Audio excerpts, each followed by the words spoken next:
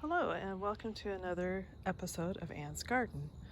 Fall has arrived, which means it's time to start thinking about putting the garden to bed and doing some projects to prepare you for next spring. We're going to talk about a couple of those projects over the next couple of weeks. Today we're going to talk about dividing iris. Let's get started.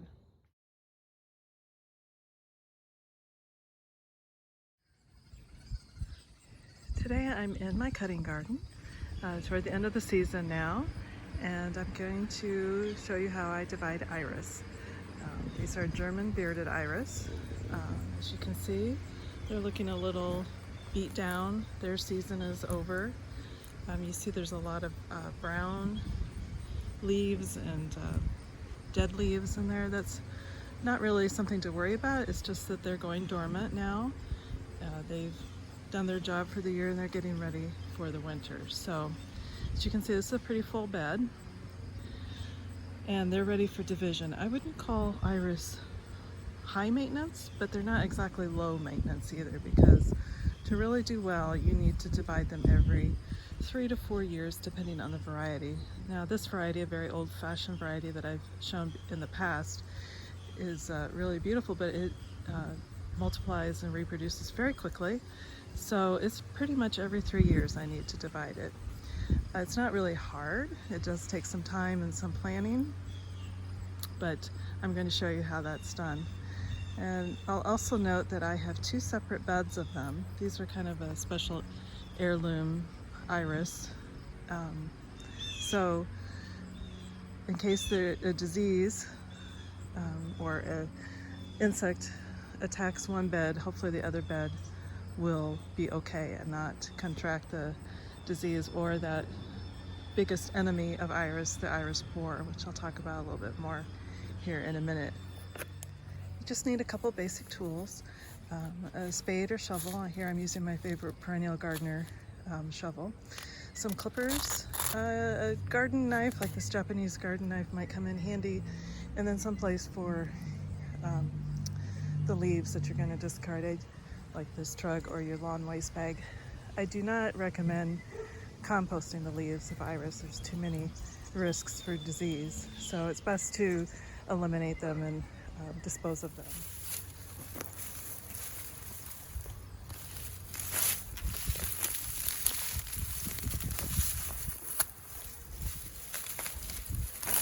If they're not blooming well, it's very likely because they're crowded and they haven't been divided. This one you can see has lots of new green growth on it, whereas this one has no leaves on it. This is an old one. This one has already bloomed.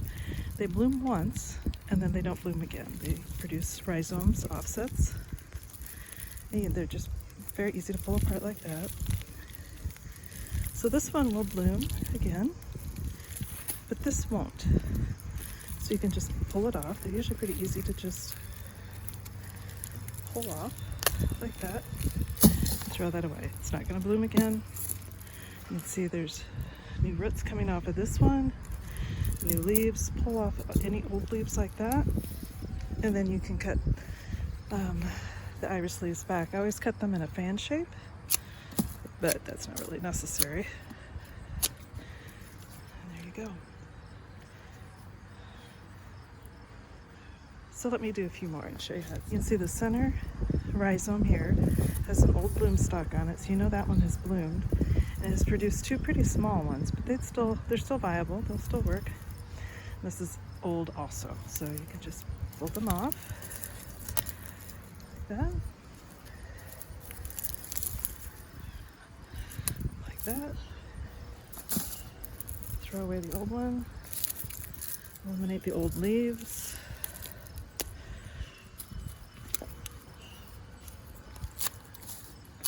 And trim them back. You're gonna have a lot of iris when you get done with it. Old one, new ones. Now the leaves got torn off on these 2, so there's not much leaf to pull. This one isn't too bad, but the old ones the new ones will start growing on top of the old ones, and they won't. That's another reason why they're not blooming so well. They're so crowded in there. Here you can see an example of the newer ones growing on top of the older rhizome.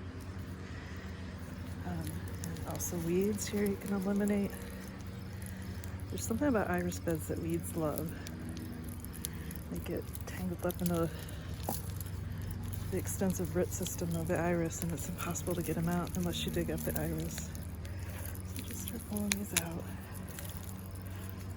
Now, one of the most important reasons that you're dividing your iris is because you want to be on the lookout for any diseases or problems that are coming along. And the main one for iris is a terrible nasty bug called an iris borer. And it's a little moth that will lay its eggs in the leaves, and the larva will tunnel its way down the leaf to the rhizome here at the bottom, and then it will eat the rhizome. And I have seen iris borer wipe out a whole bed of iris before anybody even knew anything was wrong, because it's all going on below the surface, and at first you don't notice the leaves are in trouble. So what you're checking for, pull this one off. What you're checking for is to make sure that rhizome is firm, hard even. If there's any mushiness to it, you want to consider getting rid of it, especially if you have a huge number like I do here, because you don't want to risk getting iris borer in your other iris. And another thing about them is it smells really bad when you dig them up, and that rhizome is exposed to the air. You're not going to miss that you have problems. So this one is obviously nice and healthy. One way of catching any iris borer problems real early, and that is keeping them divided. Beds that are heavily overcrowded are more susceptible to iris borer, and iris that are incorrectly planted are also very susceptible. So when we replant these, we'll talk a little bit about how to plant iris correctly.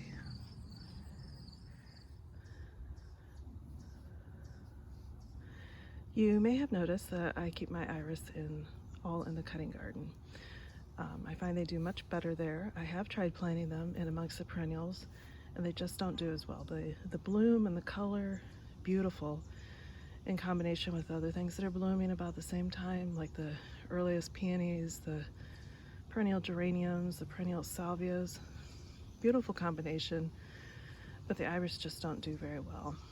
Even though the leaves may be in full sun, the rhizomes quickly get covered by the foliage of the surrounding perennials, and they don't dry out and they don't get as much sun. So that spells disaster, and that can lead to rot and or iris borer. So I have regulated all of mine to the cutting garden, where they can grow on their own by themselves, full sun, and the rhizomes can be exposed to the sun. Now, what should you do if you find iris borer in your iris bed, or you suspect that you might have them? You find a mushy rhizome. Well, there's a couple things you need to do. You need to get rid of those soft rhizomes. Of course, anything that you find actual evidence of iris borer, get rid of immediately. Inspect anything that in the bed with that affected rhizome. Inspect them very carefully. Separate them, divide them like I just showed you, and I would move them out of that bed and into a whole new bed with fresh soil. The other thing you can do is, if you suspect you have a problem, or maybe from that same bed there's some on the outer parts of the bed away from the affected rhizome that you want to hang on to, but obviously you don't want to let any leftover larvae from an iris borer into those. There is a home remedy that you can do, very simple, and that is to just get a bucket and put water and bleach in it. So 9 parts of water to 1 part of bleach, just regular household bleach. Doesn't have to be very much. Then you dip the rhizome in that solution for maybe 10 seconds. You don't soak them, just leave them there for just a few seconds, and then leave them out in a sunny spot, a sunny dry spot to dry out. I would keep them separate then from any other iris until you're sure that they're okay. But go ahead and replant them. Usually that will take care of it, eliminating any questionable rhizomes, digging up and separating the rest, making sure they're in a really good location with lots of sun, lots of air and breathing room around them, and that simple bleach solution can help save the rest of your rhizomes.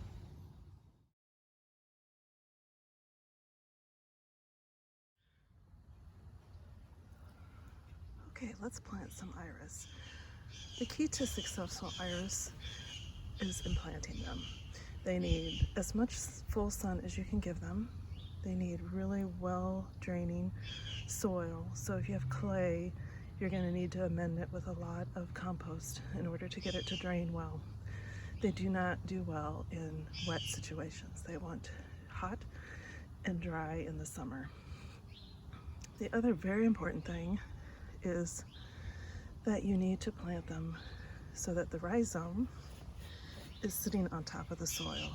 So I've got a few here already planted. So this part is called the rhizome, and that needs to be on top of the soil. This is kind of the opposite of what you hear about planting many other plants, where they tell you, 2 to 3 inches or 6 to 8 inches below the surface of the soil. So it's kind of the opposite, kind of counterintuitive to what you might think you need to do. But you need to leave this part exposed so that it can get lots of sun. That will prevent rot and iris borer, or at least help. So very simple. So I've got a nice big rhizome here ready to be planted. It's got some leaves that have started to fade away. I'm just going to pull those off.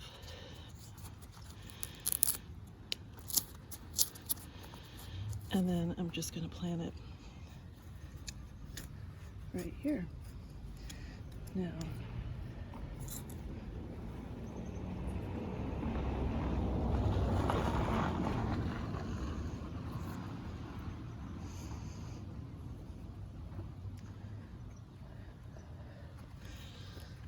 there you go. It's pretty simple.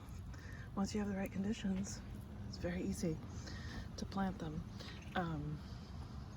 I have the fans, that is the leaves, all point in the same direction. So hopefully they'll grow in the same direction.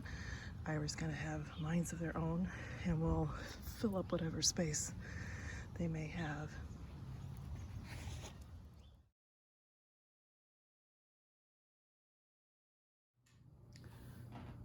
We've gotten several new gardening books in at the library, and I wanted to highlight a few. This first one here is called Modern Cottage Garden. It's by Greg Lodes. It's a drool-worthy book on how to create your own cottage garden in your own backyard. It's aimed at the homeowner, so you don't need a big estate to create this. And he talks a lot about how the cottage garden has evolved, and now it's much more natural and free-flowing, and large swaths of perennials and roses like that. It's really fun to look through this. Now it is British, so you have to take into account that they generally have milder weather than we do here, but the ideas and the plants and how to incorporate them, still great ideas. This next one is called How to Create an Eco Garden by John Walker, and it's just a great lessons on how to create your own ecological garden. More important than ever these days, to do things as naturally as possible, to work with your plants and with your soil and your landscape rather than trying to force it to do what you want it to do. Lots of step-by-step information on all kinds of topics, from growing in containers, beneficial insects, composting, mulching, sustainable landscape. Here's creating your own green roof. Lots of really useful and interesting ideas, and a directory of plants that are work well with an eco landscape, friendly to wildlife and to beneficial bugs. Again, this one is British, so again you have to take a little bit into account the fact that their weather is generally milder than ours, but still the information is universal. And finally, I have this one here called Wild Interiors by Hilton Carter. I've talked about Hilton Carter before. I talked about his earlier book. This is his brand new one. It's about houseplants and how to integrate them into your home. Hilton Carter is great. He has an active Instagram feed that is worth following, and he's also writes articles for Apartment Therapy, if you follow that blog. He has a couple interesting articles where he talks about the different gardens he's visited that have inspired him. Places that you can add to your own list of places to go. And then he talks about, this chapter is kind of fun, it's called Plant Envy.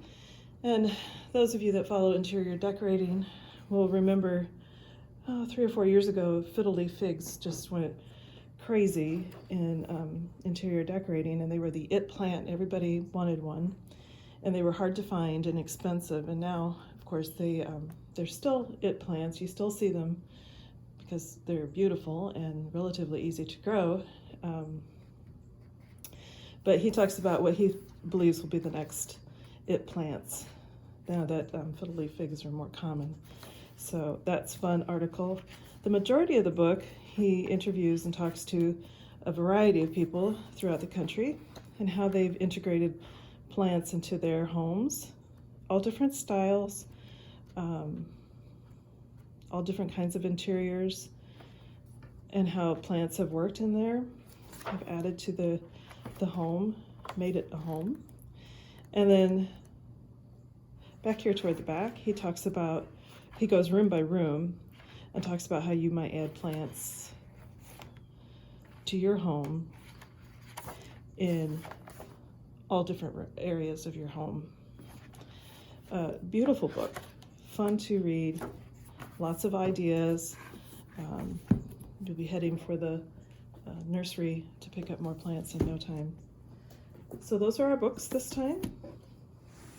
I will have all the information with the titles and authors in the notes below, because I think you're going to want to take a look at these. These are some really fun books. Now that winter's on its way, these would be great to curl up with and plan next year's garden.